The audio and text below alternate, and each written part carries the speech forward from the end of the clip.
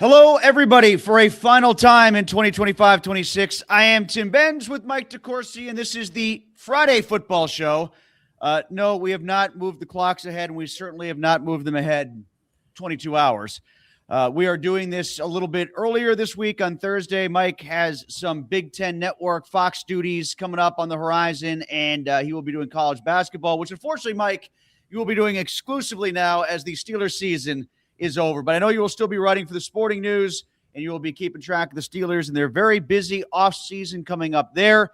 Hopefully, we'll have you on from time to time here over the offseason as news breaks. Maybe whenever the new coach is hired, we can get an emergency Friday football show on, whatever day of the week that might be. But we'll figure that out down the line. There's a lot more to talk about between now and then. We are brought to you by Mike's Beer Bar on the North Shore. Meet me at Mike's. Mike has on tap right now. See, over 80 rotating taps. I'll be there tonight for the Duquesne Coaches Show. They're getting into some of their more springy beers because it's the dead of winter, and that's how the craft beer industry works. Get yourself a steak and a stone right across the street from PNC Park at the base of the Clemente Bridge. Great place to go. I love going to Mike's, and I'll be there at 6 tonight for the Duquesne Coaches Show.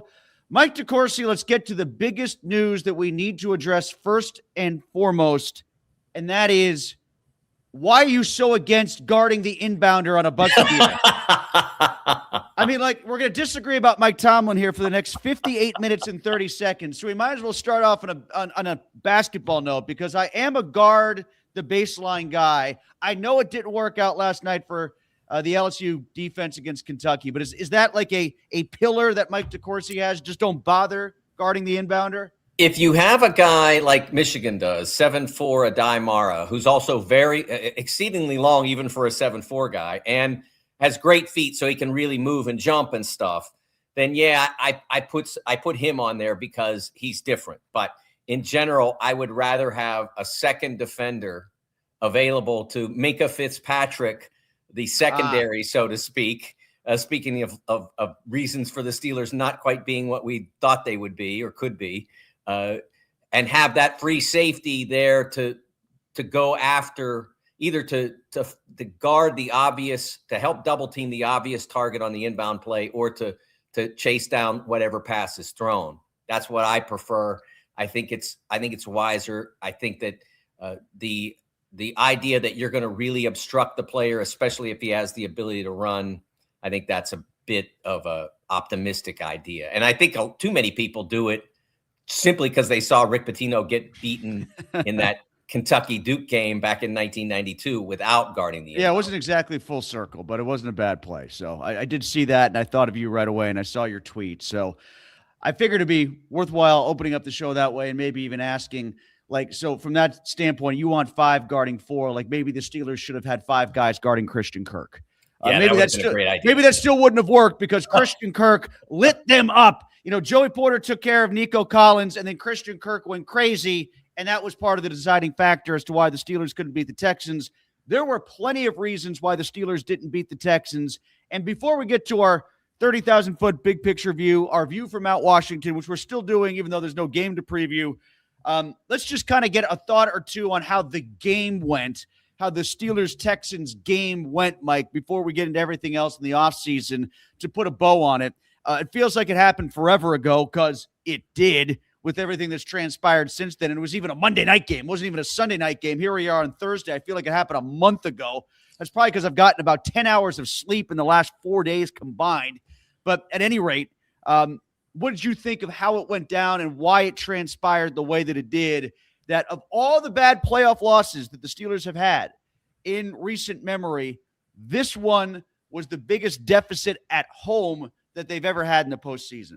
Yeah, see, to me, the math of it didn't matter. It was a one-score game with, 12 minutes left in the game. It wasn't a blowout, except for the fact that at the end, they gave up a couple of defensive touchdowns that weren't really impactful on the final score.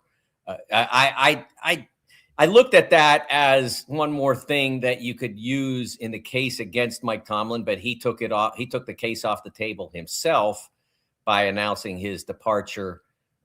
Apparently, according to Art Rooney II, of his own volition, decided that he'd had enough. So I I look at the problem in that game as almost exclusively on offense. The defense did enough. Obviously did not stop the run in the way that you'd hoped, but in an NFL playoff game, you're likely to do something successfully on offense. And so the fact that they gave up some rushing yards in that game wasn't nearly as problematic as the fact that their own offense, was inept. Inept is a great word for it. Ineffective is not good enough. It's not pejorative enough because they were inept. They dropped balls. They schemed terrible calls. Nothing worked. Early in the game, they had a chance to make a statement, and they drove the football all the way down on the first drive after having to take the kickoff when they probably didn't want to. And they drove it all the way down, and then they stalled. And anytime they had an opportunity to really to make a point at the goal line or in the red zone, they stalled. It was just an absolutely crushing offensive performance. And of all the playoff losses that they've had, the defense has been the bigger problem in that stretch subsequent to 2016. But the offense in this one was absolutely useless. And it started on the sideline and it emanated onto the field. I had a text conversation with a buddy of mine, Matt Derry. We were college classmates at Syracuse. He does the Locked on Lions podcast. He was a part of our preview podcast this past year when the Steelers played the Lions late in the regular season. And he sent me a note. He said, the Lions want to interview Arthur Smith for offensive coordinator. Give me your immediate one-word reaction to that. Okay. My immediate one-word reaction to that was bland. And then Matt just said, thank you. And then I said, wait a minute. I said, uninspired works. Then I said, wait a minute. Or underwhelming. That's you choose, Matt. Whichever one of those you want, you can have and pin it to me. Now, look, I like Arthur Smith a great deal as a guy. I really enjoyed covering him while he was here. And I know it feels like a meaningless disclaimer that media people say before they criticize someone. So there, I just gave it to you after I criticized him, right? I don't know if that helps at all, but I did like Arthur Smith a great deal as a guy. And I think he might actually work. I don't know how you could go to Detroit and work less effectively than in Pittsburgh with the offensive weapons that they have. But he also might run into even more criticism because they do have offensive weapons, way more than they have here. But I also told Matt, here's what you can expect. You can expect a lot more tight ends than you have right now. They'll be deployed a bunch, and then they won't know what to do with them. You also might find a whole bunch of guys, like I said, that are weapons that are way better than what he's been working with here, and he might not get the most out of them, kind of like was the case with Bijan, but you're going to have a backup running back. So this might be like the Gibbs-Montgomery thing where he uses Montgomery like Algier when he had Bijan Robinson. I could see that being the case too, but it's not like they're going to hire him. I don't know if they are going to hire him, and I know Arthur is a great agent because whenever a plum job comes up, he seems to be out there, and I don't know what the resume is to suggest that. I really don't. But I figured I'd just share that in echoing your complaints about the offense, which I thought were 100% spot on. I do want to say one thing, though. When you said, Mike, like the score sort of belied the game because it was a blowout at the end, and it wasn't a blowout because it was a one-score game. It was only a one-score game because apparently C.J. Stroud is a double operative. I mean, what was he doing? I mean, like that was – so you and I had this conversation before the game. Like, why was Tomlin kind of being cryptic in his answers about C.J. Stroud? And we were talking through it like, was he answering questions about Stroud that way because he thinks he really sucks and he doesn't have a nice way to say that? Or is he really impressed by C.J. Stroud? He doesn't want to pump him up too much and make the defense think that this guy is going to skewer him like he did 2 years ago. Oh, I think I know the answer now. He stunk. He doesn't like, he's got happy feet. He doesn't know what he's doing in the pocket. He almost single-handedly lost that game for the Texans. And through 3 quarters, they were in it despite him. Now, he made a couple of good throws to Stroud. He adjusted well after Nico went out. He managed to find Kirk whenever Kirk was open. That was all great. But those 3 turnovers, if the Steelers had any ability to take over the football and do anything of note with those turnovers, it could have been an entirely different game. And Tomlin's still the head coach today, and they're getting ready to play New England. Right. Well, see, that's my point is that the defense, while they struggled to stop the run at a level that was disappointing, given that they had controlled the run against Baltimore. They controlled the run against Detroit. What you saw was a pass rush that was disconcerting to C.J. Stroud. All the mentions that we had about Aaron Rodgers not being comfortable under pressure, that was really seen by C.J. Stroud on Monday night, coming through C.J. Stroud. If you notice, when they slow-mode the fumbled snaps, he was always looking at the rush. Where's the rush coming from? And he's not looking at the ball into his hands. We always complain about the receiver who's on that flat route and looking to turn, who doesn't look the ball into his hands, and then he drops it even though there was 100 yards of free space in front of him. That's what was happening to C.J. Stroud. The ball was coming at him into his hands, and he is looking over here to see if T.J. Watt's going to be in his lap, or Jack Sawyer, or Nick Herbig, or whomever. That's what was happening, and that's why he was failing. And the Steelers took advantage of that to the extent that they got the ball, or they put Houston in some long situations when that happened.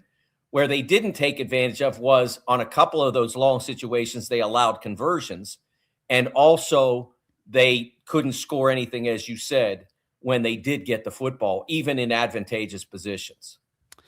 All right, so that's our recap of the Houston game, and I don't know if it deserves much more than that.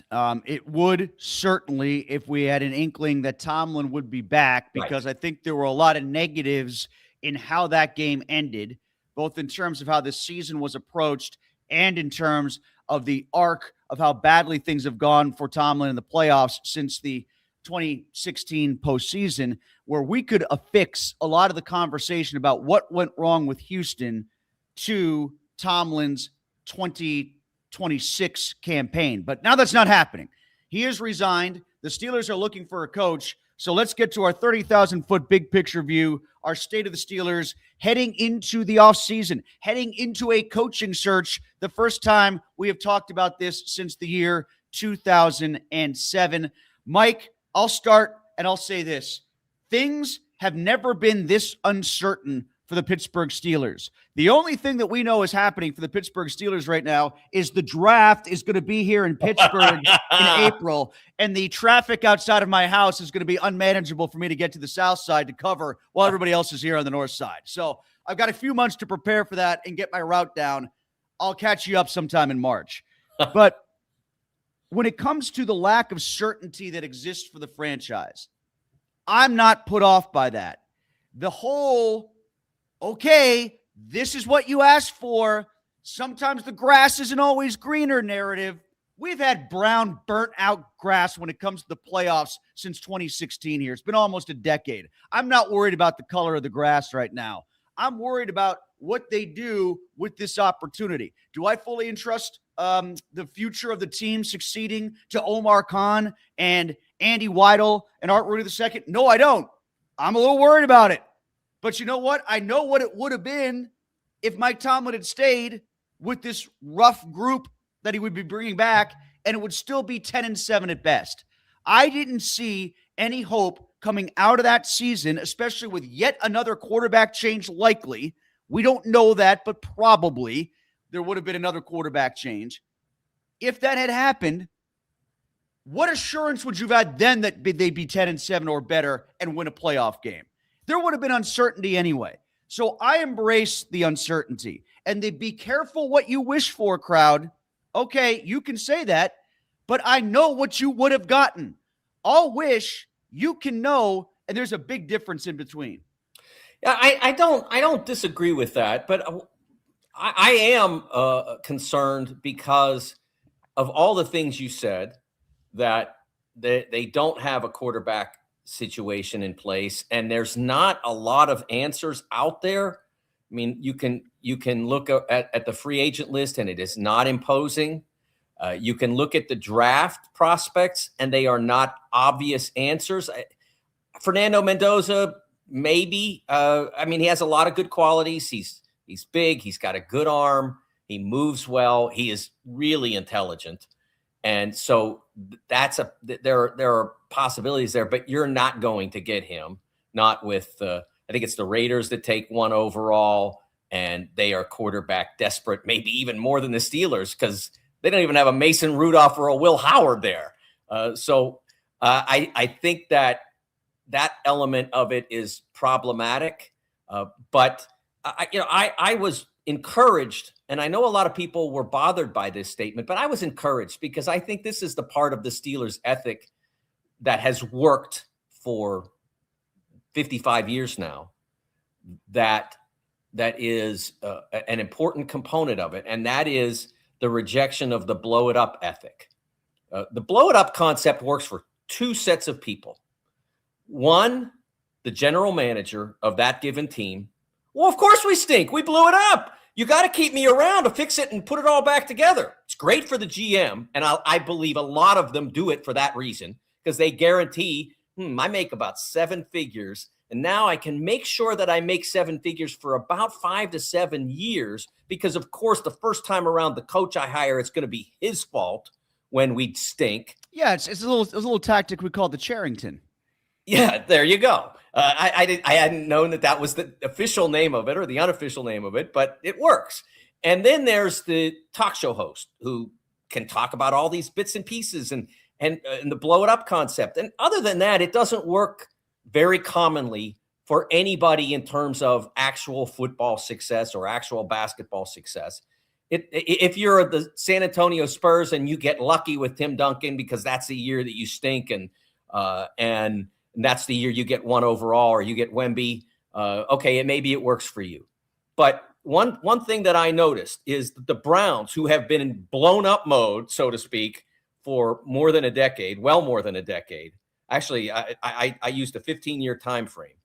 Since 2010, they have made 8 top 10 picks, and they have had 2 winning seasons. So being at the top of the draft, everybody in Pittsburgh has this fantasy that you go 6-10 one time and you get Ben Roethlisberger, and that fixes everything.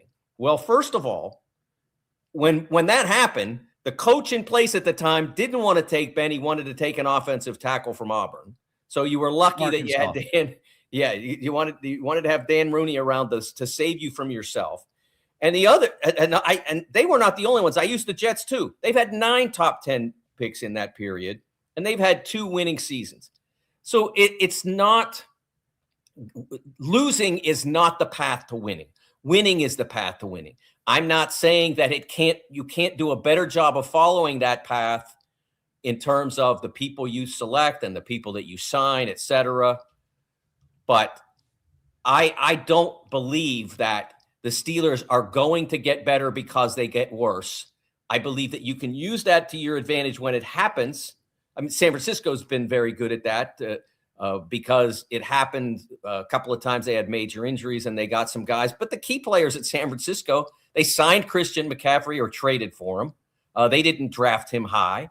They've got Brock Purdy in the 7th round. It's not just about drafting top 5, top 10 guys. It's about being shrewd in evaluation all the way through it. Maybe not throwing $150 million again to a wide receiver that's the only thing he catches. We'll get to that later. But I do like the idea that he wants to try to find somebody that is committed to continuing to win as they continue to address what happens in the future. All right. Well, there's a lot that I want to jump on there. And the first thing is maybe I can just condense it into this one thought and kind of take some off ramps from it. But the notion of blow it up in football is a hell of a lot different than it is the other sports. If in particular baseball, where there's no cap and you can just get rid of guys. Right. And in basketball, when you blow it up, you're only talking about maybe 1 or 2 guys that are veterans as opposed to a whole team. Their contracts, their roster size makes it an apples to motorcycles comp. So it's not the same thing. But in football, when you talk about blow it up, so I'm with you to an extent that we're going to use that phrase a lot this offseason, and it's going to be a little bit of a misnomer every time we say it because the coach is going to be different. The quarterback is going to be different. The offensive coordinator is going to be different. The defensive coordinator is going to be different. It's already blown up. I mean, when you talk about the major pieces of what a direction of a football team is, the two coordinators, the head coach and the quarterback, are like four of the big five, and the other one is the general manager. So we could talk about the general manager, and I think that might be the most under-discussed thing of this whole conversation is, hey, Omar, like, you're in the spotlight now. You are no longer the guy that Tomlin picked to do the cap stuff because you had been doing the cap stuff. Now everybody's going to be looking at you as part of this coaching search and as part of player personnel procurement, because we eventually learned that was on Tomlin too, but now it's going to be on you and Andy. So just remember I said that as we get closer and closer to the draft in April here. But the overarching thing that I took from what you just said is the blown up stuff has already happened. Now, people, I think, associate really blowing it up with, can they get out from under DK's contract that they just got? Well, it's more difficult than TJ's. You know, you can, and the way TJ was talking at the end of the Texans game, before apparently they knew about Tomlin's desires to leave, he sounded like he was part of a directionless team that didn't know where it was going. Like his quote of, I've been here the whole time and I've gotten nothing right myself, so don't ask me. Like, I'm paraphrasing, but how would I know what to fix? I've been here the whole time and it hasn't changed yet. He used the phrase same old or same results. Like, he used same about 7 times in his 10 responses. Same old stuff kind of thing. Like, here we are up here again, the repetitive nature of what they've been doing. He sounded like a guy who needed a change. And yet, if you read the Athletic story today, he was among the most who were the most emotionally distressed by Tomlin and his departure, which I don't know. That's a yin and yang that TJ is going to have to reconcile during the offseason. But, you know, I think the blow it up stuff goes to 2 or 3 players. And it's basically Cam, TJ, and Metcalf, because they're the guys that carry the big tickets in terms of the cap. They are the guys who are the most recognized by the fans, most noticed by the fans. In the case of Cam and TJ, probably the most liked by the fans. You can sprinkle in, I don't know, Patrick Queen if you want, Ramsey. But in the big grand scheme of things, especially with a team that has space, and that's the secondary part of this, they have space already. Well, that's my point. When you brought up TJ trade or his contract and all that, I mean, you don't need to get rid of anybody. You don't necessarily want to be burdened by players that are underperforming. And again, we'll get to DK. Based on the numbers DK and Watt are. I mean, I still think that Watt, although he had a lesser season. And I'm not counting about the 4 games he didn't play. I'm just saying. Yeah, I mean, he had a lesser season overall. But A, he could have a bounce back from that statistically. And B, his presence is still a factor, even though it was because of double teams and such and what that frees up for others. I don't think he had a great year, but you don't need space. So I don't know that I would necessarily be eager to trade him. There are some others that I would think about because again, when you have a cap and you haven't overtaxed yourself in the space element, you don't need to move players in order to create the opportunity to get other players. You've got the opportunity to get other players. It's there with the space you have. I think I saw a figure that said they had something like $66 million of cap space, and they may have a few players they need to extend. Yeah, and that's a little bit bloated because you don't know. Are you going to have for a 7th year in a row a quarterback that doesn't cost anything? So well, I mean, like you got to figure. It looks that way. Okay, but if you want to get a quarterback that makes a difference, then 2/3 of that might be gone. Well, then then the only way to that really is a trade for a quarterback. Well, that's what I'm saying. Yes. Yeah, and I don't know who's out there willing to deal their quarterback, but I'd be suspicious of anybody that was. Look, you know, you cannot try. I guess maybe we're kind of saying different things, but getting to the same point, which is you cannot try to blow it up, and you still might get to 5-12 anyway. Oh yeah. Yeah. Because like if you're not going to go out and get a veteran quarterback and make a big swing or do something creative to get the QB. And in fact, tell you what, Chris, why don't we just get to our offensive and defensive keys? Because I think Mike and I are talking around our offensive and defensive keys as it is right now. So let's get to my offensive key, one of my offensive keys, which is don't reach on a quarterback. Like, don't do the Kenny Pickett thing. And because you need a quarterback and so you mean in the draft? In the draft. Yes, actually, I mean anywhere. Okay. Yeah. Like, don't reach on a quarterback in the draft like you did for Pickett just because you're at 20 and nobody else has come off the board yet. That was a mistake.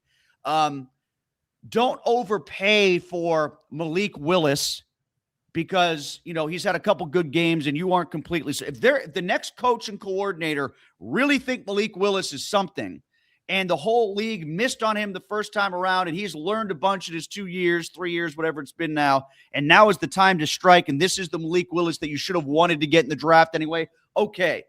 I'll listen because I don't know that any of you are wrong yet. You haven't been wrong as Steelers coaches or personnel people. I'll listen. So, but I still wouldn't pay him like he's a top-notch starter. No, you'd have to give him the Justin Fields contract more or less, right? Good example. Yes. Yes, I would. I mean, that's the only way. You don't give him the Sam Darnold contract. Good point. Yes, I would say that's a fair comp to make for this upcoming year. So don't reach in that regard. Don't reach in the draft.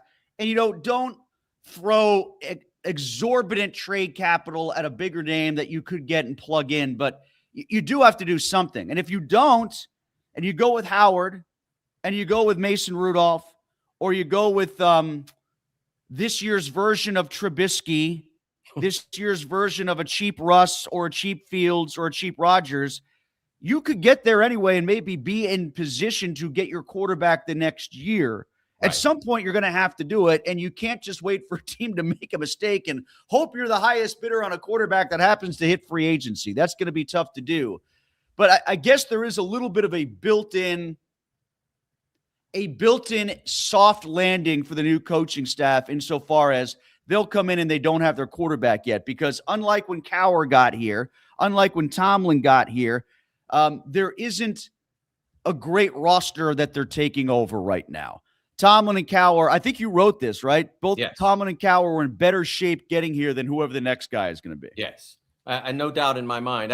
What's your offensive key for the offseason? Yeah, for my offensive key, I don't want to set the bar low and say find a competent offensive coordinator, although it's been a while, right? But why not somebody brilliant?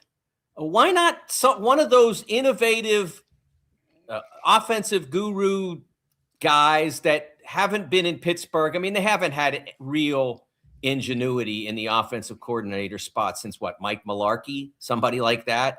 I think that Todd Haley was highly capable, but they haven't had somebody that was really scheming up interesting concepts and taking advantage of what was available in 20 years. Why does it have to be that way? That's really the big part of this. And attached to that, I don't want one of those coaches who tries to cover for the fact that he's not really a leader and not really an organizer by being just that and having to call his own plays. If you're a head coach who calls his own plays, you're either Sean McVay or you're a pale imitation. McVay is extraordinary. He's the model that so many have been built upon and so many have failed. I don't want that. I want a guy who's got his attention focused on every element of the organization, the way Cowher did, the way Noel did, the way Tomlin did. That's why they all worked for extended periods, because they weren't just focused on, I'm the smartest offensive mind in the building and I'm going to call all the plays and that's how we're going to win. I don't think that sustains itself because eventually the game morphs and then you're behind. I think we're seeing that in Green Bay right now. I think the people who are pushing for LaFleur to be Steelers coach, I think are missing the point because I don't think that he has proven himself to be a true leader of a franchise. And so that's what I want to see. I want to see a CEO hired, offensive, defensive oriented, whichever. I want a CEO hired, and I want that CEO to then acknowledge that there are people out there on both sides of the ball and at all the positions that can help do the job better than even has been done here to this point. Yeah, I mean, I have less of a problem about the LaFleur idea than you do. My biggest concern is then Rodgers would come back. From a media standpoint, 1 year was enough. I'm sorry. Yeah. 1 year was enough. I agree. At this point, I agree. If something had happened magical in the playoffs, okay. But at this point now, with Mike not coming back, I think you're good with A-Rod not coming back. I got really fatigued with somebody who was trying to be so much smarter than everybody else in the room all the time and was always looking for a fight when I don't think anybody else wanted a fight. Like that. True. I got so tired of that after about week 5 or 6. But oddly, I thought he got better in the last 3 weeks when things really started to get tense, but whatever. Until he dropped an F-bomb on the way out in the final question he ever was asked as a Pittsburgh Steeler, I would presume. At least that's how Art Rooney phrased it. I don't know if you heard his comments, but he made it sound like, "C'est la vie, 1 year was good. Thanks for the memories and best of luck in whatever you do next." But why don't you go with your defensive key, Mike, because you were getting there first, and it kind of dovetails with what I was going to talk about too, because you wanted to talk about linebackers, right? Yeah, I think they need to figure out the inside linebacker position. I don't think that either the way they deployed their linebackers or the particular linebackers they deployed, it wasn't functional enough. That's a big part of why the run defense was so inconsistent. Those guys just were not in position to make plays often enough. No one expects the defensive line to make the play on every trip, but the linebackers were not filling those gaps and not making plays. So figure out who and how you want in that position. You've got some talent there, but it wasn't deployed well in this particular season. And then you also have to figure out the safety position, because at the beginning of this past season, they decided that safety was an inconsequential position. That was the scheme they took. They said, if we can play this press man, safety's not going to matter. It doesn't matter who's back there. So they signed Juan Thornhill, who had not succeeded in Cleveland.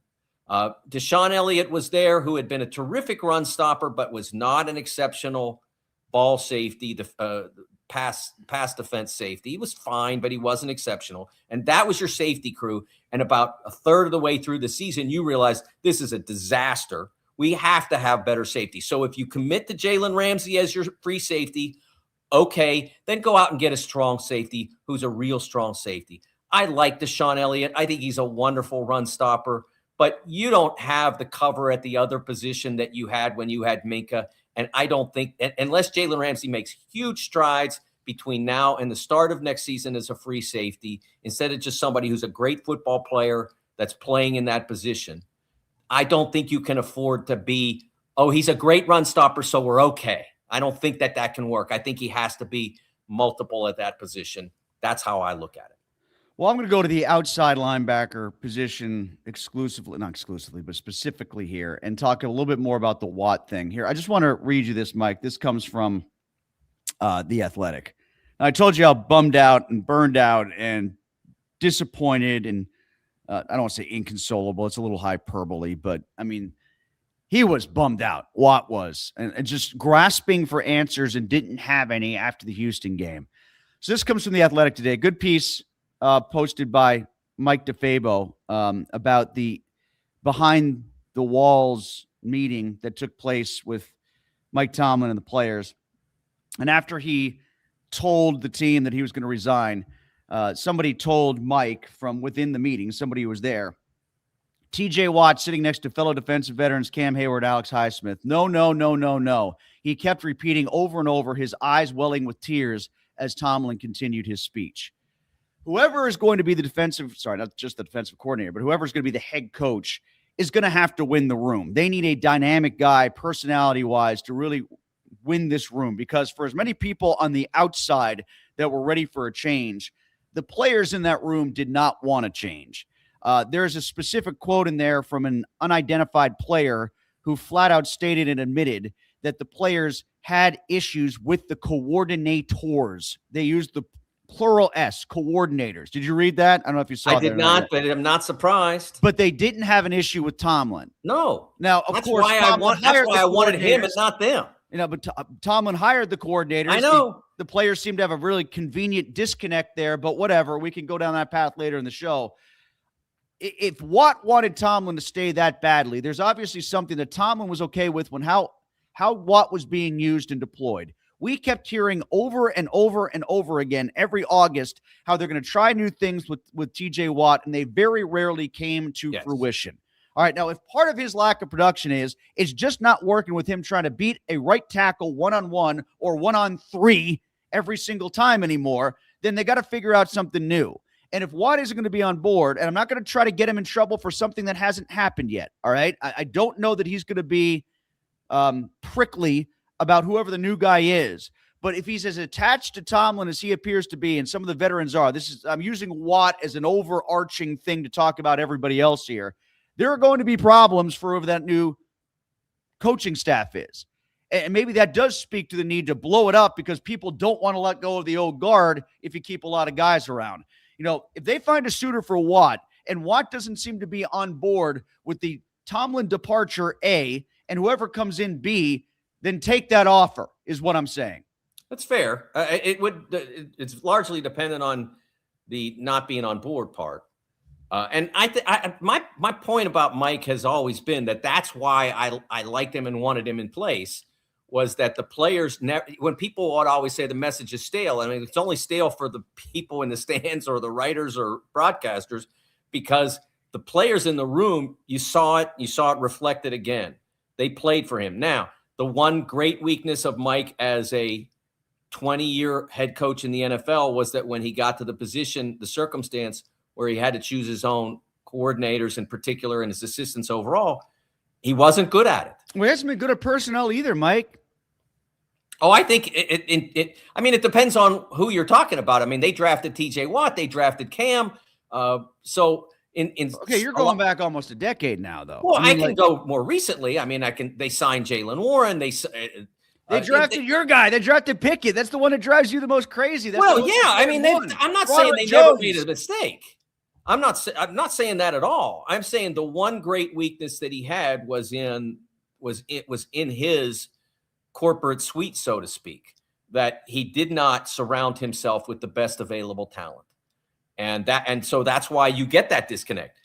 They're mad at the coordinators, but they're not mad at Mike, because Mike is really good at what he does and they're not. And Mike is really good at what he does, except for picking them.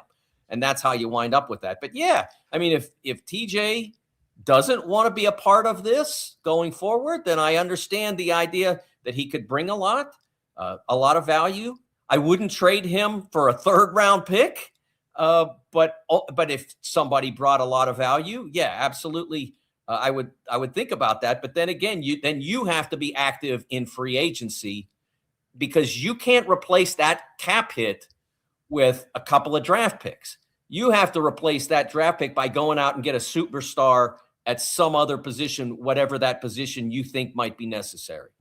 Let's get to our bonus key, such as it is, and it's just the coaching is the bonus key for this week going into the offseason. We need to get caught up here, so we'll be brief, and we probably don't have time to get through our whole rundown. I didn't think we would, based on everything we're going to get into early on. But I'll say this about the coaching search, and again, I'll go big picture here. We're 3 days into this, which is why I'm kind of looking at this with a wide lens as opposed to getting to the granular debates about Jesse Bates versus Anthony Weaver versus, how do you say his name again? Shielhaas. Yes. We'll get into all that in just a little bit, but you have to find the right coach. You don't have to find the right guy for the coaching family tree photo. Okay. I don't want this to be archetype first, human being second. Okay. I get it. Mid-30s. Never coached as a head guy before. Defensive coordinator. Wonderful. Chuck Knowles fit that bill in 1969. It happened to work out. I don't think that was the goal, but it worked out great. All right, follow the same imprint. Carr. All right, follow the same imprint. Tomlin. You don't have to do that. Look, of all the guys, did I say Jesse Bates before? I apologize. You meant Jesse Mentor. Mentor, yeah, sorry about that. I'm as obsessed with Jesse Bates apparently as Tomlin was. But Mentor, yeah, Mentor. These guys, if he's the best coach, fine, hire him. If you think that if you can find another mid 30s defensive coordinator that you think fits the bill better, fine, hire him. But if you think Marcus Freeman is the best guy because he wins the room and you think he's going to be able to command this change, and you've never had a college guy be on your radar before, then do that. If you think Shieldhouse is the guy, then do that. I haven't heard too many other offensive names advanced. If you really convince yourself that Shula's grandkid is the right way to go, then okay, do that. But that feels to me like we just want to keep the line of succession continuing here. Like the Shula conversation, and maybe we'll get into this later when we get to our predictions. This poor guy, I hate when people do the Nepo baby thing. That feels unfair to me. But I, honest to God, think he would be a Nepo baby here in Pittsburgh based on his resume more than who his granddaddy is, because they want the mid-30s defensive coordinator guy. I can't stand the Rams defense right now. I think the Rams defense should be better than what it is. So I don't want that guy. But, we'll get more. But you see my point, Mike? I don't want them to shoehorn in what they think is Steeler tradition. Give me the best coach. Don't give me the coach that fits your archetype. Yeah, I agree with that. And it's one of the reasons why when I was addressing that I said either side of the ball. I want a CEO who comes from either side of the ball. I don't want that coach to then feel like that he has to call all the plays on his side of the ball. No, I want that CEO. Having had head coaching experience, most head coaching experience, unless there was a Vrabel out there, someone that I thought was unfairly, unjustifiably removed from the position. Like if Mike were still there now, I'd be like, yeah, I don't care. He doesn't have to be 40. He doesn't have to be 30 something, and he doesn't have to be a current defensive coordinator. No, Mike Vrabel's a football coach. And I knew that he was a football coach, and I thought what Tennessee did was ridiculous. And so if there was something like that out there, yeah, do it. But I don't think that represents anybody that's in the pool or could be in the pool. I don't think just because you made coach of the year twice in Cleveland that you fit what the Steelers need. Now I'd rather just fit the team picture than go with Stefanski, because I don't think that 2 winning seasons, no matter how bad your front office and ownership group are, I don't think 2 winning seasons suggests to me that the way to victory. So I'll say that relative to not fitting the team picture. I think you still want to have certain components, and that includes primarily, if you are a former head coach, having been a winner.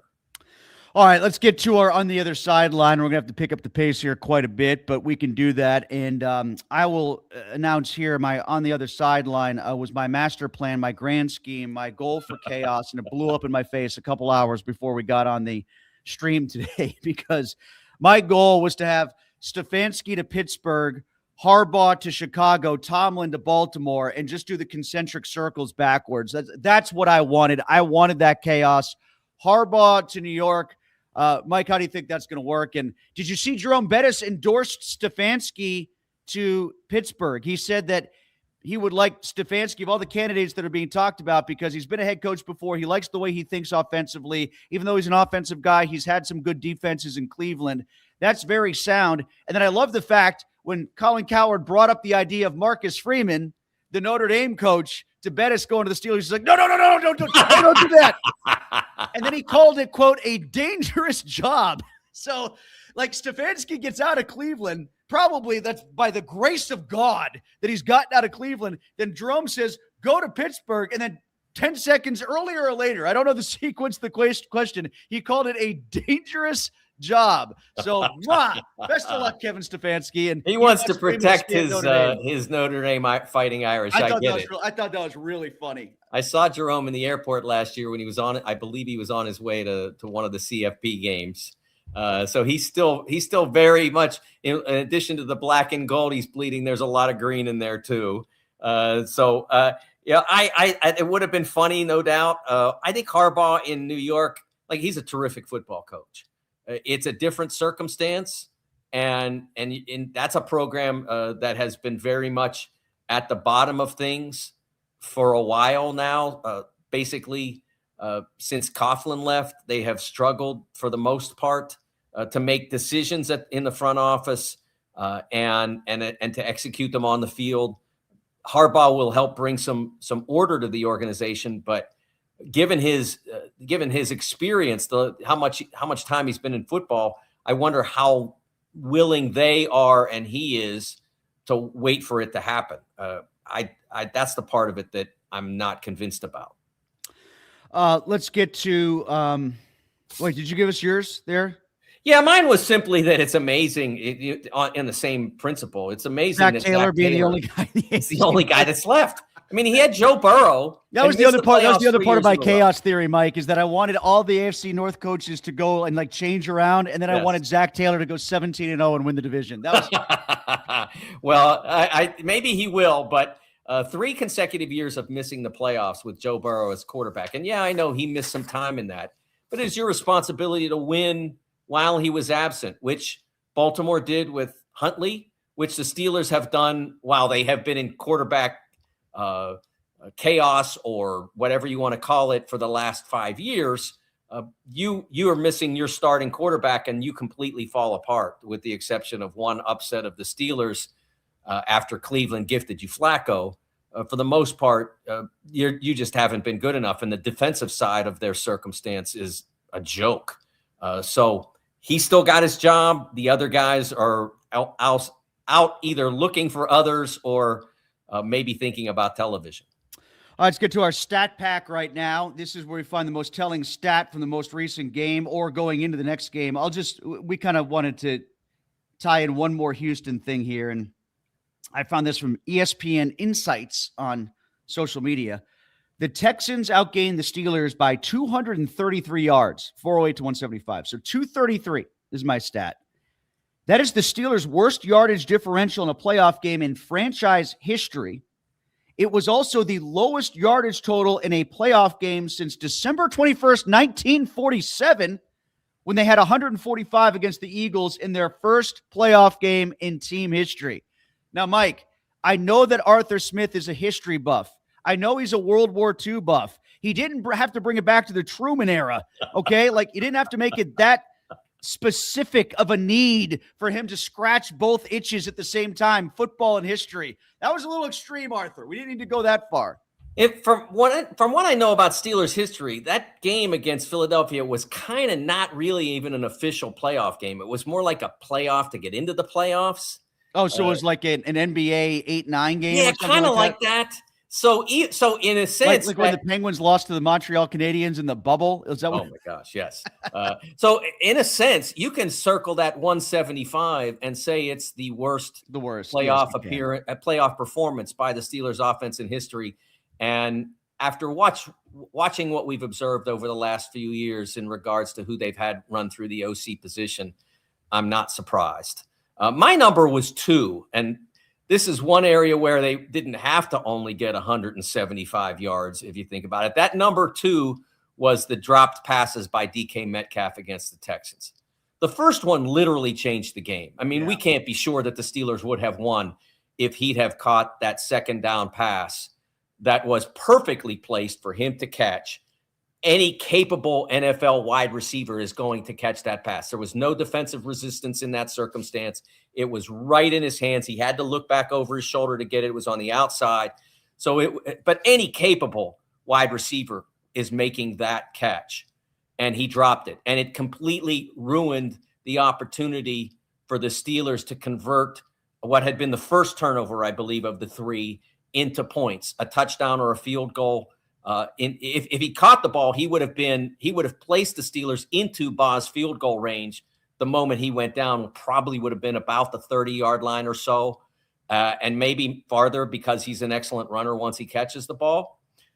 So that was huge. And then the second of them, they were already down 17-6, and it wasn't as easy a catch as the first one, but it was certainly.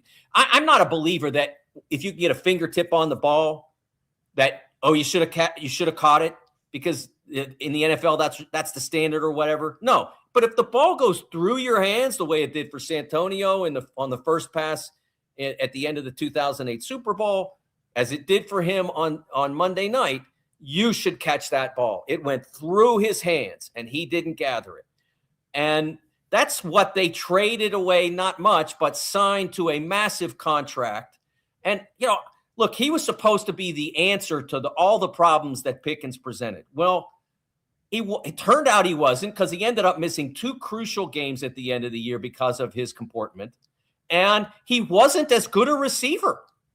I mean, he's a better after the catch guy, but George Pickens made, in his time in Pittsburgh, enormous catches that were really difficult. And he had one game against the Bengals at the end of last year where he was dropping routine passes. But that was the only game in which you said, what is he doing out there? Most of the time with Pickens, you were saying, how did he do that?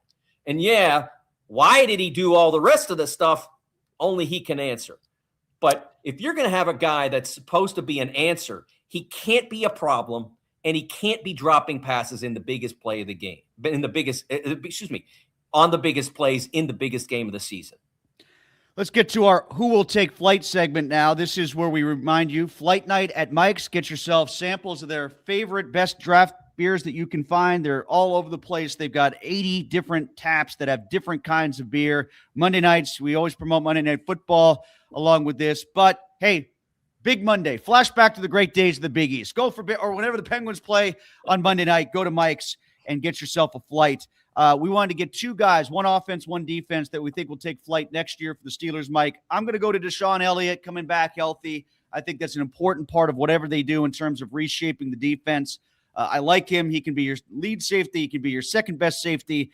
I like Deshaun Elliott coming back from injury. I'm going to use him on my defensive side. And I'll say Caleb Johnson. That better be the case, because I don't know if they've priced Gainwell out of staying. Then again, I don't know who outbids the Steelers to keep Gainwell. So I'm not sure. It's kind of Jalen Warren 2.0 here. They could come back with all 3. I don't know that they will, but I'm not really ready to say yet that Caleb Johnson was a terrible draft pick. He didn't do anything his rookie year. We've seen that from running backs before. We've seen that from wide receivers before. So I'm not ready to punt on Johnson yet, especially if they don't keep Gainwell. What's your defensive and offensive nominee? With Altanu, because remember, this is his second year, and this will be his third year, but he was a redshirt, so to speak, a redshirt freshman this past year. He was basically a rookie, and he had a fine rookie year. One of those players that was often getting broken down on the internet in terms of his excellent play. He can maybe take a step toward being an elite right tackle. And then on defense, people finally realize Joey Porter's a star. Maybe if the team isn't as successful, it becomes less impactful on the national level, and he doesn't get all pro or whatever. But Joey Porter had a fantastic year this year. As you mentioned before, he was a key on Monday night to their defense, and was often outstanding in coverage. I think he ended up, without giving out a touchdown pass, in the final 1,000 plus snaps of the season, something like that. I can't remember what the stat was, but it was something like that. He had a tremendous year, and Pittsburgh, I think, is starting to come around to the idea that he's an outstanding player and was a fine draft pick. And so we'll see if that turns out to be the case. Again, a lot of this depends on who comes in, how they play, how all these players fit into their various schemes. And there was, going back to that post from The Athletic, apparently he took it even harder than Watt did, that Tomlin's leaving. So, and this is a guy that's going into the opportunity to get extended. Right. He's not going in his walk. This is when the Steelers tend to do this sort of thing. So I don't know how that will play. I don't know if he's going to be embittered by this or not want to stay, or just want to take it to free agency because Tomlin's gone, or want to see how it goes with the new guys. I don't know, but that's one risk associated with Tomlin leaving that maybe has been under-discussed and will be talked about a lot more now moving forward. Because, well, the fact that Mike wasn't fired, though, and left of his own accord, I think that might change it. One, I don't know if anybody buys that in the locker room. I think they're going to have to sell that. I think Art's going to have some damage control there. One, because he said yesterday when I asked him, did you offer him the option? And he said it didn't come up. He said, I'm not going to talk. Sorry, I take that back. He said, I'm not going to talk about the contract stuff. And when I said, did you fight to try to keep him? Did you try to change his mind? He said, no, it sounded like his mind was made up. Right. So, I mean, it's not like he put out into the ether, I did everything I could to keep Mike. Right. And I think the players who are loyalists are going to have to believe something different. Like, they're going to have to believe that what Art didn't want to tell us, he'll tell them, that he really tried to keep Mike. Like, I don't know if they'll believe it, but I think Porter is part of that mechanism that's important for the future. Good point. Real fast before we go here and get some comments. I want to get some comments before we go.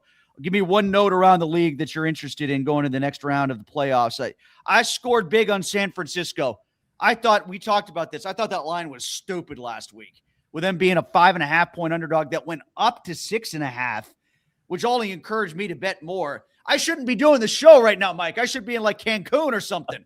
That was a big win on the San Francisco side, and I think I'm going to go with them again. I feel much better about Seattle. In fact, I think Seattle's going to win the game, and I think Seattle's going to win the NFC. But if you're giving me a touchdown out of the gate, and I can tease that to 8 or something like that, I'll do it. If you're going to make me comfortable teasing it to 8, I'll do it. So I like the line for the Niners, but I like the Seahawks in the conference. Yeah, for me, since the draft is coming to Pittsburgh, I'll tell you who's not coming to Pittsburgh: Dante Moore. Maybe come to Pittsburgh in 2027 when they draft again, and maybe they have a position to take Dante. But Dante's going back to Oregon, and I think it's really smart because if you look at the track record of quarterbacks who are basically one-season starters in college, 12, 14, 15 games as their full sample size entering the NFL, it is not good. Anthony Richardson being the most prominent recent example of that. Go back. You still get paid in college now. Learn, get better, get stronger, get more mature. Come back to the NFL as the presumptive number one overall in 2027. Maybe at the very least the number one quarterback in the 2027 draft. I like what he's doing. It's another reason why all the people who gloom and doom college sports because guys are getting paid now are missing the fact that Dante Moore wouldn't be in the NFL, wouldn't be in college football next year. No chance, zero chance that he would risk what he has available to him in 2026 by going back to college if he wasn't getting paid to go back to college. So there are lots of upsides to that as well. Let's get some comments. And Chris, I'm going to start at the bottom here. We got a lot. I think this is the most comments we've ever had, and it's on our last show. Maybe we should start doing it on Thursdays, Mike. Or maybe they should just fire the coach again for our convenience. Tyrone 7117 at the bottom. He says, the problem is they picked Caleb Johnson based on Arthur Smith's scheme, and Arthur is now gone. Shake my head. Good point. Valid point. But I think the running back should be good enough to adjust, I would hope, or it's a bad pick. You might be right. Hey, and if they punt on a third-round running back, you punt on a third-round running back. That's not the worst thing ever. It's not what I want, but I hear what you're saying. Yeah, I mean, he's 6'2", 230, something like that. He's got good speed. That guy ought to be able to run behind just about anything if he's good and if he's hungry. And I saw signs that he is both of those and more willing to get through the line the way Naj couldn't. That was Naj's weakness. If he had openings, he was tremendous. But if he had to fight his way through the line the way Warren has and the way Caleb in his very limited opportunities did, he could not do that. So I'm not certainly willing to give up on that just because of the offensive coordinator change. Nathan says, we will draft a wide receiver in the draft to be a wide receiver 2. You know what, Nathan? They should be looking for a wide receiver 1. And if you're drafting a wide receiver in the first round, he should be a wide receiver 1. Yes. And there was a lot of people that saw Metcalf play in Seattle, either who covered him as a Seahawk or, in the division, who always thought he was at his best when like Lockett was playing great or JSN had been brought in. Right. Even though he might have been the biggest personality and literally the biggest player in that core, that, he was best suited when somebody else might have been the best receiver. And we've seen how good JSN has been this year, even without him. Right. That's who I would want. I want a wide receiver 1 to make DK a wide receiver 2. I get, and maybe that doesn't happen in year 1. Maybe that doesn't happen in the first 8 to 10 weeks, but that's the profile I want. Absolutely. And then it also gives you some flexibility relative to DK in the future. I think we saw a year of DK as wide receiver one, and we saw the defining game spoiled in part by his weaknesses. Let me grab one from Yinzer Gear, who's been a loyal viewer of ours and promoter of ours. We appreciate that. Yinzer Gear says Don Kelly is the longest tenured manager in Pittsburgh professional sports. Wow. Well, wait until about July when they decide they want to scapegoat him, and then it's Dan Muse all of a sudden. Yeah, it's funny is that when that was first announced or stated, I think it was on Channel 4, might have been Ashley Leotis that said it, but in any case, I immediately thought, does that count the Riverhounds? And it does count the Riverhounds. Even the Riverhounds are on a new coach. So everything's changed here. Wasn't it? Oh, he's the owner, right? Is that who's Tuffy? Yeah, the guy who had been their longtime coach was sort of mysteriously disappeared. That situation. Oh, right. Okay. Yes. Yeah. All right. So they won the title under their interim. And good for them. But yeah, it even includes the Riverhounds. So it's pretty interesting how much has changed. Yeah, you're much more of a soccer guy than I am. I'm happy they won. Good for them. It's not a sport that I know much about. I don't know anything about it, but I knew that they won, and good for them. It's nice to have a championship here. Yes. Rusty says you don't have to go 5-12 to get a good QB in the draft, but it certainly helps your odds. Hiring a great offensive mind on the coaching staff. Do you think Rooney will do that? I think he'll try. Yeah. And in fact, we're a little bit late on time, and I know you got to split, Mike. You got to travel. Oh, no, I'm good. I'm good. Oh, you're good? All right. Yeah. Well, all right. I'll save that thought, okay? Save that thought, and we'll take it to our predictions. I'll get one more here in from David, who says, the veterans being loyal to Tomlin seems obvious to me. They got paid in large part with whoever, without ever having to be held accountable. 0 playoff wins all of these years is on them. Get rid of the drama guys and go young. I guess that would come back to the same guys we talked about, which is DK and Watt. And, Ramsey was not a drama guy here. No. Hayward created some of his own at the end of training camp this year. And then once that got settled I guess he doesn't get his bonuses. Wait, does he get his bonuses? They made the playoffs.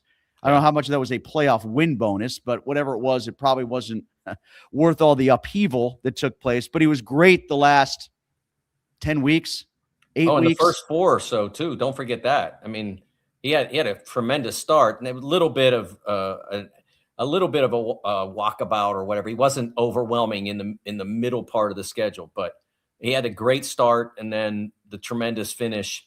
He wanted some more money. I don't have a problem with that. Whatever it takes to get more money, as long as you don't miss games, and he never did.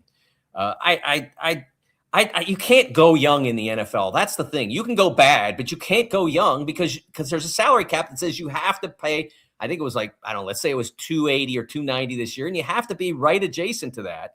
You can't go let's just go spend $100 million like the Pirates would if they were an NFL team. No, you got to pay. So you got to pay somebody that can play. You can pay bad players. You can pay good players. They've got TJ. He's a good player. They've got Cam. He's a good player. They've got a DK who at times is a good player. If you can do better at wideout in the draft, great, do it. But you just can't. You can't clear the decks. You have to pay because that's what the rules say. I'll use this to segue into our predictions then, because this guy, we can't put his tweet up because he's got a bad screen name, but he had not a bad point. Losing isn't the path to winning. He's echoing what you're saying. Winning isn't the path to winning. Knowing how to identify talent is the path to winning, and the Steelers have been terrible at that since Dan was in charge. I do think identifying talent on the coaching staff and in the locker room is something that they have to improve upon. 100%. Yeah, they have to do better at that. Identifying talent on the field, I think they've been underrated at that around here. If you draft a player in the first round and he doesn't turn into an immediate Pro Bowler, the public thinks he stinks. That's not reality. The percentage of guys who are first rounders who make the Pro Bowl, I think I looked at this 5 years ago or so, and it's something around 38% or something like that.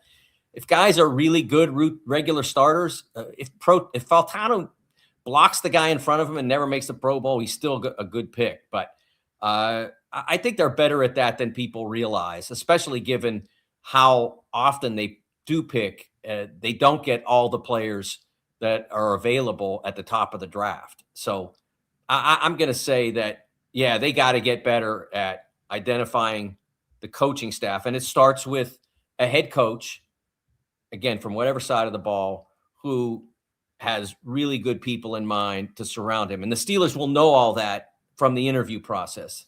They're not going to say, what do you like on your burger? They're going to ask him who he wants to hire, how he wants to play, etc. Give me a prediction, a coach, QB, and a win-loss record before we go, Mike. Okay, I'm going to go Nathan Shieldhouse. Haas. I don't know. I read it on the internet. It said House. No, I'm joking. That's been the running joke here.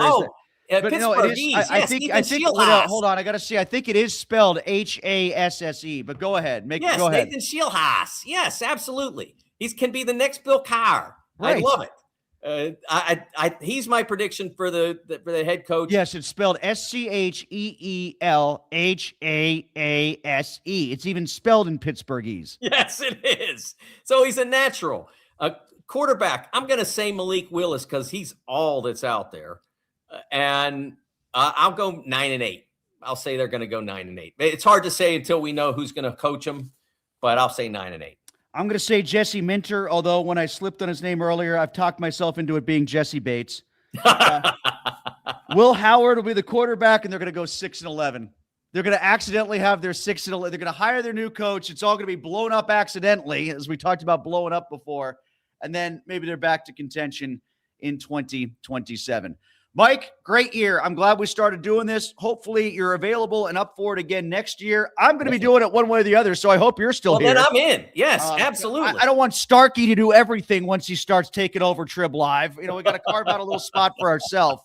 So, hopefully we can do this again next year. I had a blast doing it. It was an experiment, but one that I think worked. Oh, I had a wonderful time. It's been a great outlet, and I've so enjoyed it. And I've appreciated being approached by usually on Twitter by people who enjoyed the show. Yinzer Gear being the most obvious, but others as well. I've had a blast doing it. So if you're up for it in September, actually August of 26, I'm ready to go. All right. And thanks to our sponsor, Mike's Beer Bar on the North Shore, sponsoring us and everything at Breakfast with Benz as well on our podcast page too. Go there tonight. I'll be there tonight. I'll see you for the Duke. Thanks, Mike. We appreciate you. Yeah, we really do.